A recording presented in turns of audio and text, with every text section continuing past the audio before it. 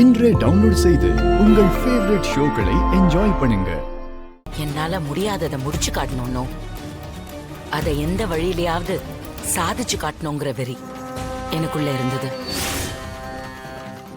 அந்த வெறிதான் நீங்க இந்த நிலத்தை கோயிலுக்கு எழுதி வைக்க போறீங்கன்னு தெரிஞ்சோம் நான் எனக்கு சொந்தமாக்கிக்கணும்னு நினைச்சேன். நடந்த எல்லா தப்புக்கும் அது காரணமாயிடுச்சு. தீப திருநாள் அன்னைக்கு பூமி பூஜை நடக்கலன்னா நீங்க உயிரோடவே இருக்க மாட்டேன்னு வாக்கு கொடுத்துருக்கீங்க. அந்த நேரத்துல இந்த நிலத்தை என்கிட்ட இருந்து பறிக்க உங்களுக்கு அருமையான வாய்ப்பு கிடைச்சது. அது என் பொண்ணு கல்கினால. நீங்க நினைச்சிருந்தா என் பொண்ணை காட்டி என்னை மிரட்டி இருக்கலாம்.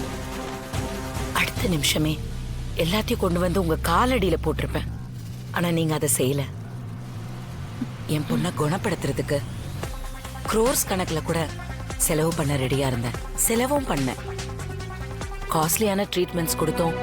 குணமாகாத என் பொண்ணை உங்க வீட்டுக்கு கூட்டிட்டு போய் வெறும் 4 நாள்ல அவளை குணமாக்கி திருப்பி கொடுத்துருக்கீங்க.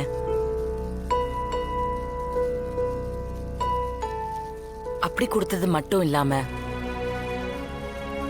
அது எனக்கு தெரியக்கூடாதுன்னு நினைச்சிருக்கீங்க. அதுவும் இல்லாம அப்படி தெரிஞ்சா இந்த நிலத்துக்காக தான் அப்படி செஞ்சிருப்பீங்கன்னு நான் நினைச்சிருப்பேன்னு என் பொண்ணு மேல நீங்க காமிச்ச அன்புக்கு எந்த அர்த்தம் இல்லாம போயிருக்கோன்னு இந்த விஷயம் எனக்கு தெரியக்கூடாதுன்னு நினைச்சிருக்கீங்க. எனக்கு தெரிஞ்சப்போ இந்த உலகத்துல இப்படி கூட மனுஷங்க இருக்காங்களான்னு எனக்கு தோணுச்சு.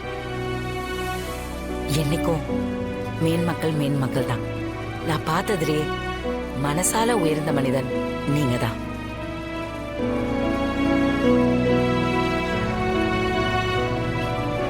போதும், நான் ஓடி ஓடி உழைச்சதெல்லாம் போதும்.